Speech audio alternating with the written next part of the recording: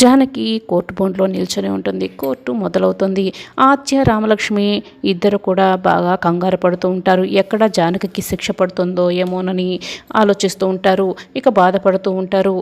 అప్పుడే జానకి అయితే, చూడండి జడ్జి గారు, నేను ఇప్పటికి కూడా నిజం చెప్పకపోతే అసలైన నేరస్తుడికి నేను సహాయం చేసిన దాన్ని అవుతాను.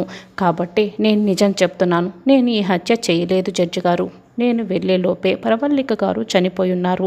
నా భర్త ఈ హత్య చేశారని నేను అక్కడున్న రివాల్వర్ని నేను తీసుకొని ఆ హత్య నేరాన్ని నాపై వేసేసుకున్నాను. అంతేకాని నేను ప్రవల్లిక ప్రాణాలు తీయలేదు అని జానకి అంటుంది. రామలక్ష్మి కూడా బోన్లో నిల్చొని, అవును, మా అమ్మ ఎలాంటి హత్య చేయలేదు, ఎలాంటి నేరం కూడా చేయలేదు. మా నాన్నని కాపాడడం కోసమే ఇలా మాట్లాడింది, ఇలా లొంగిపోయింది అని రామలక్ష్మి, అవును, మా పెద్దమ్మ ఏ నేరము చేయలేదు, మా పెదనాన్నని కాపాడడం కోసమే ఈ నింద మోస్తుంది. కాబట్టి శిక్ష వేయకండి జడ్జి గారు అని ఆజ్ఞ వేడుకుంటారు. అప్పుడే లాయర్ అయితే, చూడండి జడ్జి గారు, వీళ్ళు సినిమాలు బాగా ఎక్కువగా చూస్తున్నట్లున్నారు. ఒక పెద్ద కట్టుక తల్లేసి శిక్ష నుంచి తప్పించుకోవడానికి ఈ జానకి ఇద్దరు కూతుర్లైన ఈ ఆద్య రామలక్ష్మి కూడా చెప్తున్నారు. కాబట్టి ఆ స్థలంలో దొరికిన ఆయుధాలను వేలి ముద్రలను పరిగణలోకి తీసుకొని ఈ ముద్దాయికి కఠిన శిక్ష వేయవలసిందిగా కోరుతున్నాను.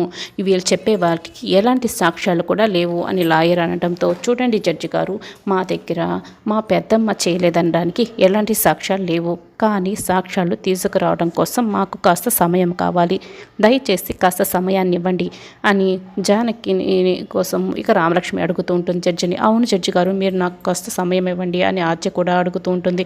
మానవతా దృక్పథంతో వీళ్ళు అడిగారు కాబట్టి నేను వీళ్ళకి కాస్త సమయం ఇస్తూ కోర్టు తీర్పుని 2 రోజులు వాయిదా వేయడం జరుగుతుంది అని చెప్తూ ఉంటారు. జానకి, ఆద్య, రామలక్ష్మి అది విని ఇక రఘురామ్ కూడా చాలా సంతోషపడుతూ ఉంటారు.